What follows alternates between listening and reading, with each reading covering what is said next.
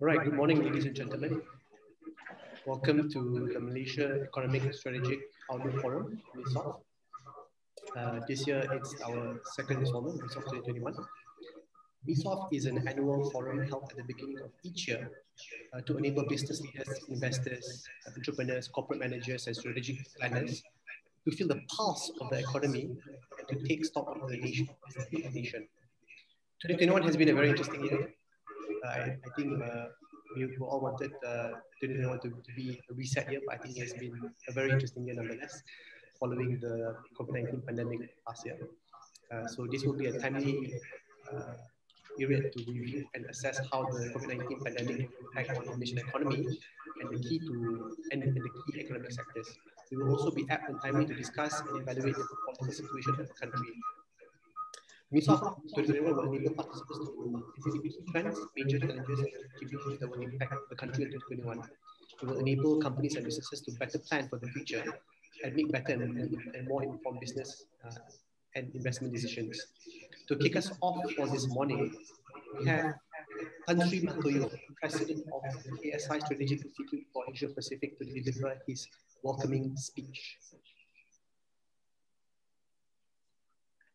Selamat pagi, salam sejahtera. Yang berhormat Alexander Linggi, Minister of Domestic Affairs, yang berbahagia dari Chairman Economic Club of Kuala Lumpur, Mr. Azrani Rustam, Vice President of the Malaysian International Chamber of Commerce and Industry, MICCI, Excellencies, Dato, distinguished participants, ladies and gentlemen. It's my very great pleasure and honor to welcome all of you to the 2021 Malaysian Economic and Strategic Outlook Forum, or MESOF, held for the first time virtually. This is part of our new normal. As was mentioned earlier, MESOF provides a timely opportunity for all of us to assess challenges and opportunities in the new year, and this 2021 is a difficult and challenging year. After the COVID pandemic last year, a year of living dangerously, balancing between lives and livelihood. This year, I think we need to focus on the 3 R's: to rebuild, reset, and revitalize. And as we move forward this year, we would recognize that the key drivers of economic growth in 2021 will be digitalization, infrastructure, and investment. So we need to be able to focus on how we are better able to transition to a digital economy with the launch of the My Digital initiative by the Prime Minister recently, as well as on attracting more investments into the country and driving up infrastructure as a key economic driver. We need to also focus on how we can build back better and how government, business, and civil society can work together to achieve the goals that we have set for ourselves ahead. We must learn to live in a new normal and the post-pandemic world where it cannot be business as usual anymore. Just as we have experienced country transformation and business transformation, we need to also get our citizens to focus on what I would call citizen transformation, where citizens and society play a bigger role in societal transformation post-COVID. And I think this is very essential for us to deal with the challenges of lives and livelihood. In focusing on fighting the pandemic, the maxim that none of us is safe until all of us are safe rings true. MESOF, I believe, provides this platform for us to hear from decision makers and thought leaders on how we can work together to achieve the common good for the country, and also to enable us to take stock of what lies ahead this year in an increasingly more VUCA world, where the world is volatile, uncertain, complex, and ambiguous. And in a VUCA world, we also need VUCA responses. And these, I believe, would be having vision and values, understanding, collaboration and courage, adaptability and agility. The VUCA responses to the VUCA world. We are extremely delighted to have with us this morning Yang Berhormat Dato Sri Alexander Nanta Linggi, the Minister of Domestic Trade and Consumer Affairs, to deliver the opening keynote address this morning. Unfortunately, we are unable to greet and welcome the Honorable Minister in person this morning.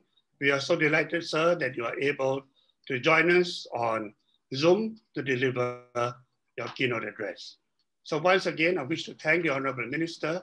I wish to thank all our distinguished speakers, as well as our partners, MICCI and the Economic Club of Kuala Lumpur, for collaborating with us in presenting today's MESOF. Sekian, terima kasih. Thank you, Dato Sri. Thank you, Tan Sri, for the insightful speech. If I can quickly recap what Tan Sri was mentioning, the point that he made, the first one was we cannot run life as business as usual anymore. And he talks about the 4 I's: investment, infrastructure, innovation, and inclusiveness. As we adopt to the new normal, remember that no one is safe until everyone is safe. As we live in the VUCA world, specifically volatile, uncertain, complex, and ambiguous, we need to think about a different way of VUCA, which is vision, understanding, collaboration, and adaptability. So, Tan Sri, thank you so much for that insightful speech, as I think it is very important for us to think of the way forward, specifically for MESOF 2021. Now we move to Mr. Azrani Rustam, Vice President of the Malaysian International Chamber of Commerce and Industry, to deliver his welcoming speech for MESOF 2021.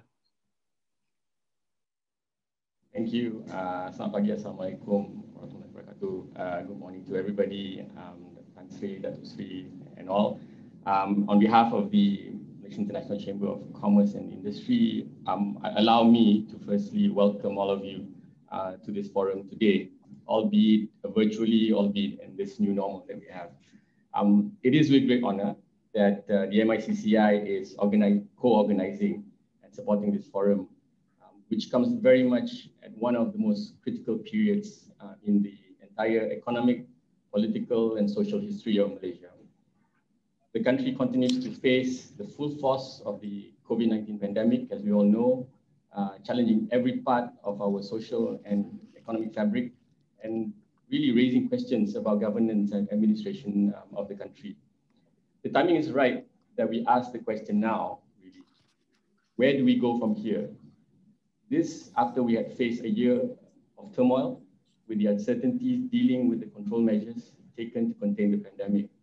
There is no doubt the economy suffered severely in the first quarter of 2020. And while we are seeing signs of recovery, do we really feel that recovery is coming this year? This is where the MICCI, the oldest chamber in Malaysia, and it's close to 1,000 members, includes built multinationals and SMEs, are constantly trying to get a sense of where we are heading this year. If the last year, and indeed the last month, was anything to go by, it highlights that there remains a lot to be done to bring us on the right track for recovery. So we remain concerned over the movement controls that start stopping operations, businesses, the uncertainties over SOPs, the inconsistencies at times in its implementation, and more often than not, constant flip-flops throughout. So this is impacting confidence, and the fragile confidence levels is impacting investment plans, in particular of our members as well. We do need real confidence to return, and not one attempted to be manufactured, and this can only be done with solid governance fundamentals in place. Thus, for every report we read that Malaysia is on a stronger economic footing, it needs to be matched by real confidence in the community and not tempered by stories of inconsistent approaches in managing certain economic sectors during the current MCO. For every announcement of economic package that is made, that is not being negated by stories of people who are being left behind as their livelihoods are impacted. The state of emergency and what its status vis-a-vis the MCOs, the use of ordinances that could overreach into business operations, is also a concern for Chamber and also our members. And as businesses, we need a level of certainty and indeed clarity so to best plan ahead. The truth is that we are in a race against time. We need the pandemic to be contained and get the economy going again versus the increasing number of commercial entity jobs that are lost the longer the situation continues. We need more than just hope. We need a real belief that we will get through this stronger. So real anticipation now hinges on how speedily we deploy and vaccinate the population. Yesterday's arrival of the vaccines with full fanfare fuels hope that there is now light at the end of the tunnel. Nevertheless, not just the population, but the economy needs the vaccination plan to be more aggressive. We started to see positive results in the UK where vaccination activity has been aggressive, but more importantly, there's increasing hope that many economic and social sectors would be reopened earlier. Last year, we were just managing to get by and to deal with this pandemic that we have never seen before. We now need a clear plan, a sense of direction of where we are heading as an economy. So the discussion on digital post-COVID new normal would be interesting later. But we also need to understand where we are heading as a nation. So I hope today's discussion feeds into that as we touch not only just the economy, but also on the political situation of the day. So on behalf of MICCI, I would like to congratulate Tan Sri Michael Yeoh and his team at KSI for organizing this event. And once again, welcome to all the participants. Thank you.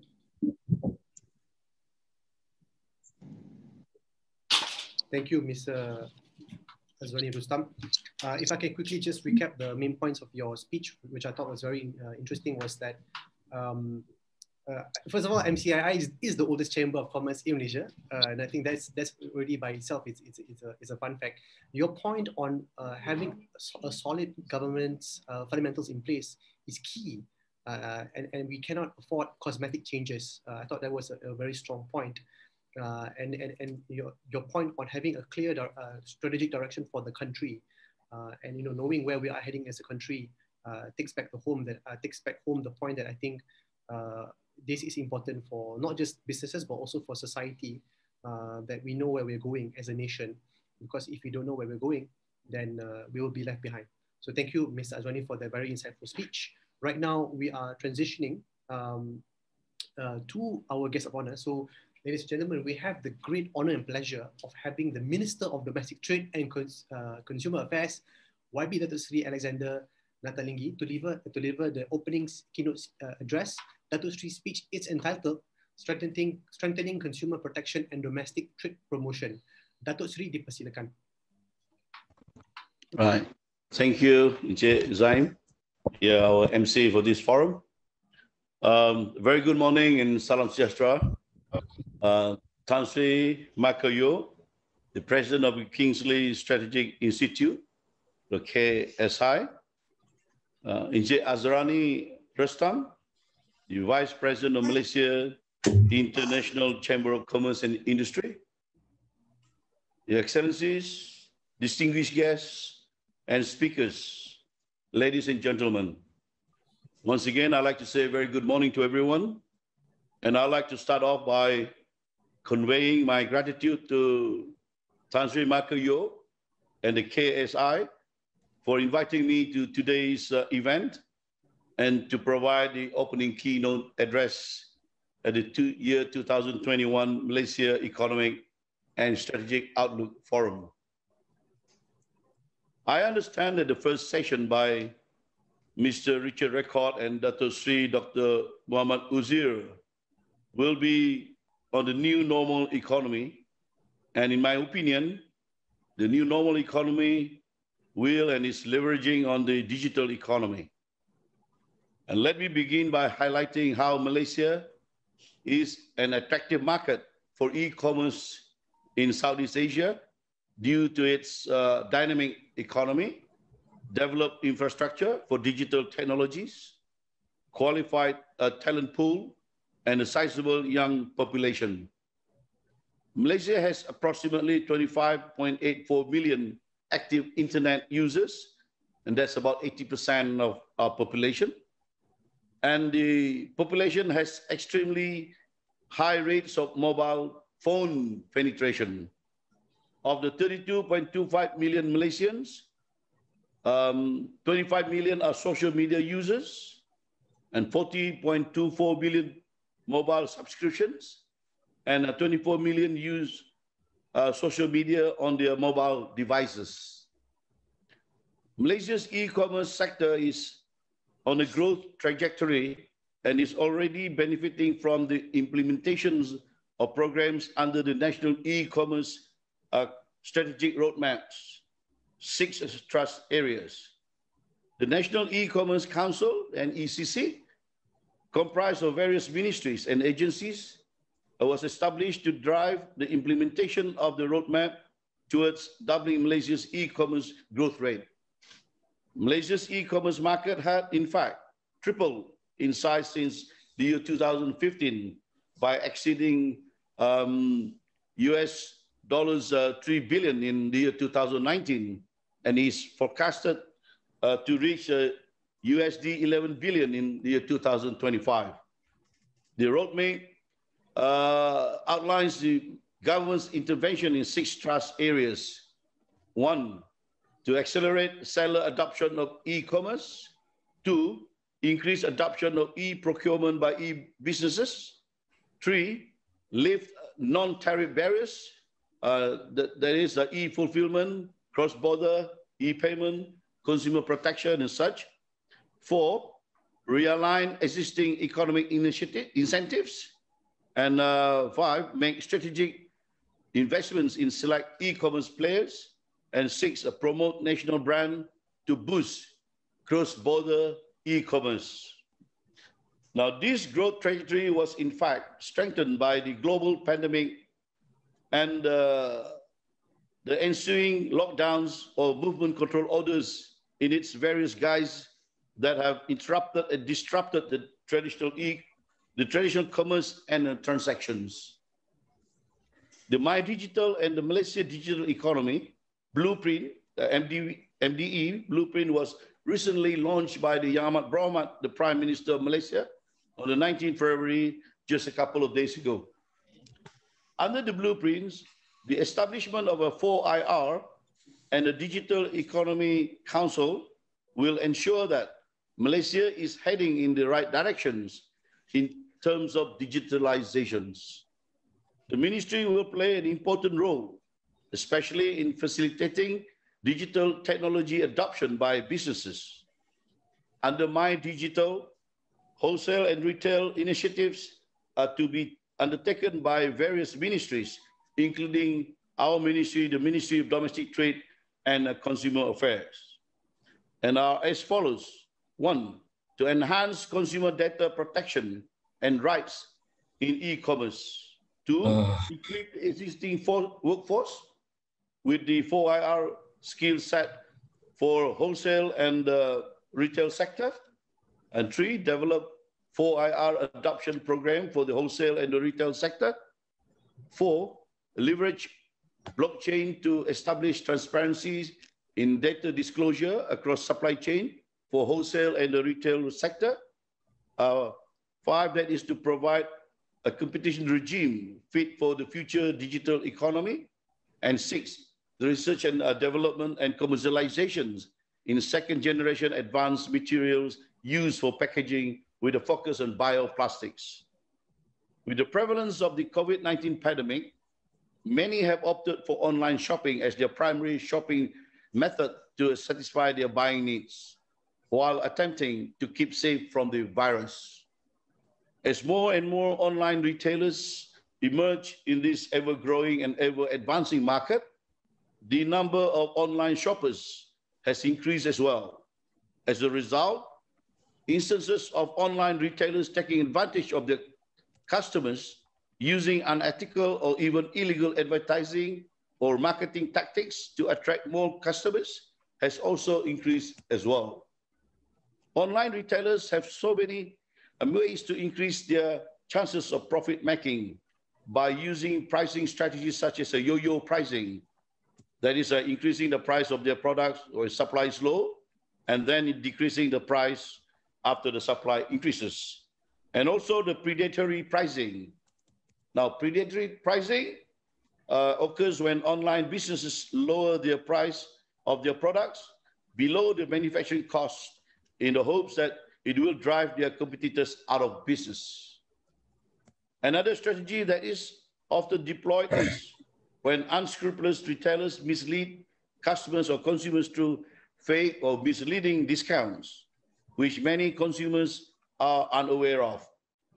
Now, this was rumored to have happened recently during the highly anticipated yearly and nationwide 11/11, Black Friday, and the 12/12 sales. Now, you might be wondering what fake or misleading discounts are and what transpired during the aforesaid sales, which may have fooled many consumers. While e-commerce is delivering the unprecedented product choice, convenience, and price transparency, it also presents consumers with a number of new risks, such as identity theft and theft of credit card information. Fraudulent offers and transactions are also increasing at alarming rates. In addition, e-commerce platforms are increasingly vulnerable to a growing illicit industry distributing harmful, unsafe, substandard, or faulty products, including counterfeit and pirated products such as, for example, one, as much as 50% of drugs sold through online pharmacies are counterfeits containing wrong ingredients, random mixtures of noxious chemicals, insufficient, too much or no active ingredients, or fake packaging. Two, during the Cyber Monday 2015 in the US, 37,479 websites were ordered to close for selling fake products to unsuspecting shoppers. Products including consumer electronics, headphones, cell phones, name brand apparels, handbags, cosmetics, sports apparel, and consumer favorites and others. Yeah. In Malaysia, there has been a total of 2,997 cases of counterfeit products reported from the year 2017 to the year 2020. Counterfeit items during these operations include products such as food items, medicines, cosmetics, electrical devices, clothing, and luxury items. There has also been an increase of 112% of online transaction complaints lodged at our ministry, the Ministry of Domestic Trade and Consumer Affairs, in the year 2020, compared to the 2019 of 5,416 numbers of complaints. The upward trend can be contributed to the change of purchasing methods from the traditional brick and mortar purchases to the online platform purchases. Now, this shows that majority of our consumers in Malaysia have already adapted to the new norm of COVID-19 through their daily routine transactions. These widespread online activities to target and deceive consumers present significant challenges for the government and the businesses to investigate and stop the flow of fake and unsafe goods. Consequently, existing consumer safety mechanism must be adapted to safeguard consumers who are directly and instantaneously finding, purchasing, and arranging delivery of physical items right to their homes. Now, Tan Sri, ladies and gentlemen, there are many ways for consumers to protect themselves when faced with misleading advertisements and representations by online businesses. Consumers can opt to file a complaint with the e-commerce platforms directly. Many e-commerce platforms such as Shopee and Lazada have their own policies for dealing with the misleading discounts. For example, Shopee prohibits price manipulation and fake discounts as they create a false impressions of the product prices. Listings with misleading discounts will be suspended by Shopee for a first offense, with no penalty as a warning.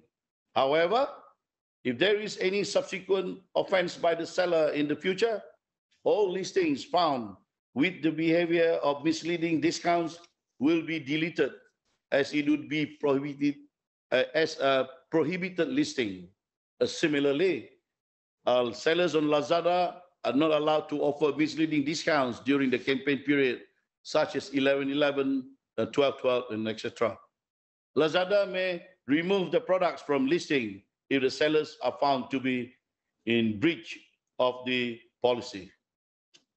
There are several avenues where consumers can choose to lodge the complaints, either to the Ministry of Domestic Trade and Consumer Affairs Complaint Bureau Management Center, or PPAP, or the National Consumer Complaints Center, the NCCC, or the Ministry of Domestic Trade and Consumer Affairs.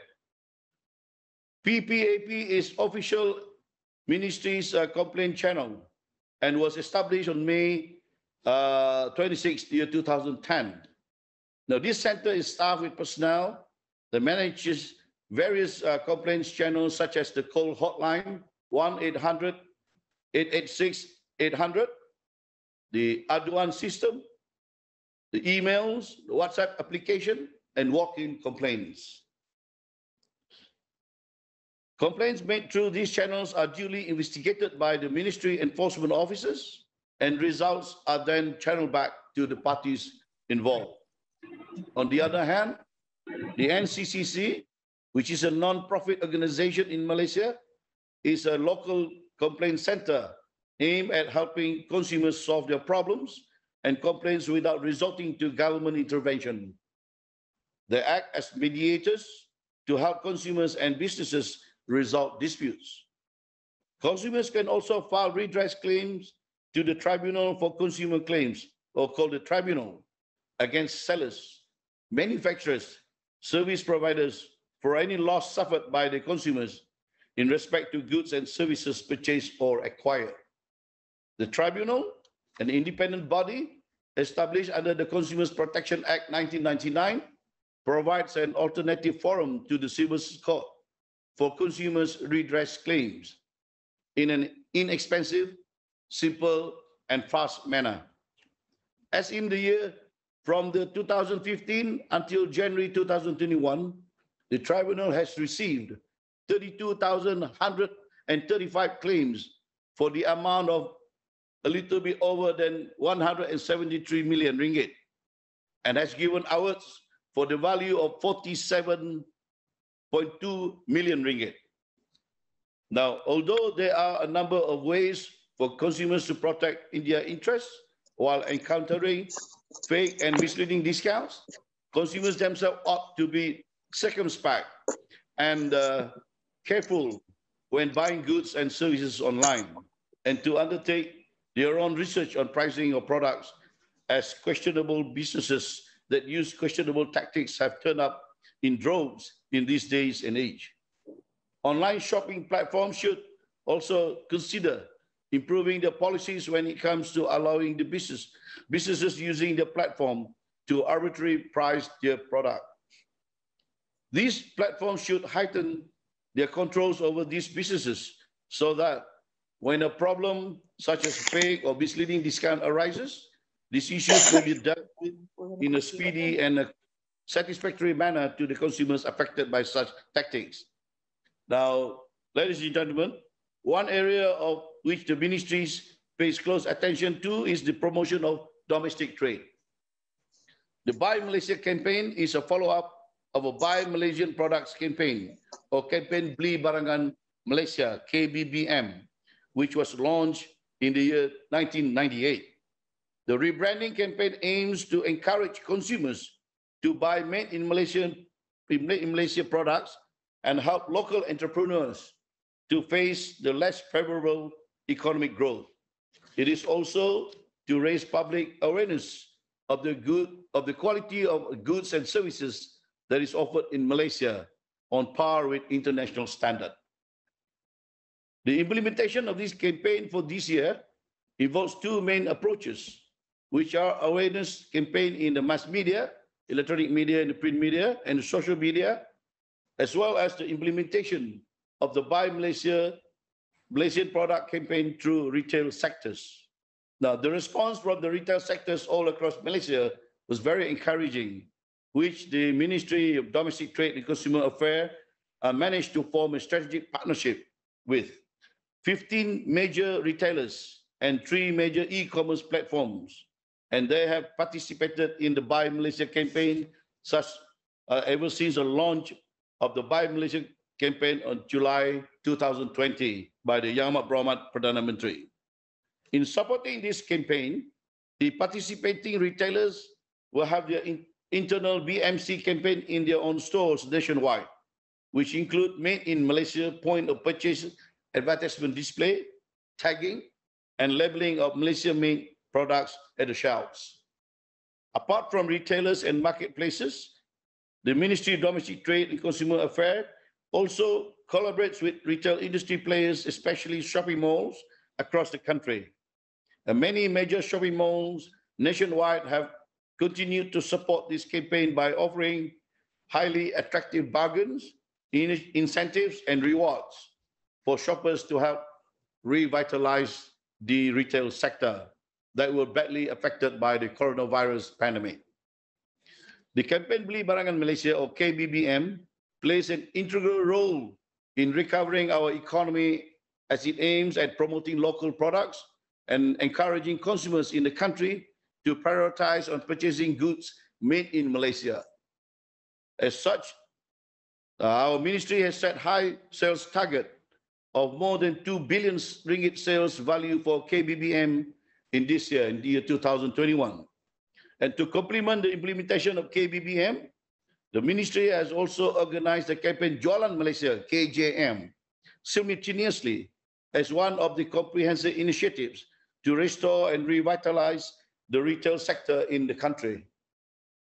Both these KBBM and KJM 2020 initiatives are seen to be able to increase domestic demand, especially to derive the country's economy, which has been badly affected by the outbreak of the COVID-19 pandemic.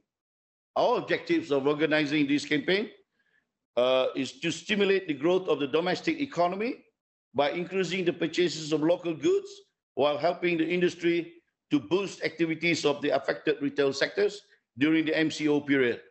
It is also to restore the confidence of buyers and consumers to go out shopping and increase household spending affected by the implementation of the MCO. Thirdly, the campaigns were also to promote the use of My Sales Tracker online application developed by the ministry to the industry and consumers to facilitate access to information related to cheap sales activities that are and will be implemented throughout the country. The ministry will continue with this campaign in this year, 2021, to further continue stimulating the economy. It is expected that these programs will address the concerns of the business sector as well as consumers by providing avenues to market locally made product at affordable prices. Ladies and gentlemen, while the year 2020 was a bleak year in terms of the economic output, the Ministry of Domestic Trade and Consumer Affairs is looking forward to a more positive outcome for the year 2021. There is much will be done by the ministry and our agencies, as is outlined in our 5-year strategic plan, which will be launched soon. The plan is formulated to include novel strategies with relevant initiatives that are in line with the 12th Malaysia Plan, Sustainable Development Goals, Shared Prosperity Vision 2030, and the 4th Industrial Revolutions. These initiatives are also targeted to further strengthen the domestic trade sector so as to contribute towards the growth in the GDP, whilst at the same time protect consumer rights, a two-pronged approach with the ultimate aim of balanced domestic business ecosystem. Change is imminent. Change is a must. Therefore, the Ministry of Domestic Trade and Consumer Affairs is always optimistic that these changes are for the greater good. I would like to emphasize that the MTDCA, that's the ministry, and its agencies, the Companies Commission of Malaysia, the Intellectual Property Corporation of Malaysia, and the Malaysia Competition Commission are dedicated to promote domestic trade. I am confident that the efforts of the government, especially in handling the economic effects of the COVID-19, will result in a growth in our economy. Today's program is also a testament of the will of the industry players to bounce back from the disappointment of the year 2020. Government, industry players, and practitioners all coming together to brainstorm and discuss current trends likely to affect the economy in the year 2021 and forward. I look forward to my further interactions with this community, and I wish you all the best. And Tan Sri, I take note of Encik Azrani Rustam's comments earlier on the certainty. As such, I would like to assure you, Encik Azrani, that I am committed and have prioritized engaging with the industry as policies for economic recovery cannot be made in silos. This ministry practices open door policy, and we welcome comments, complaints, especially constructive suggestions towards more improvement that can be made and for the good of our economy as a whole. Thank you very much.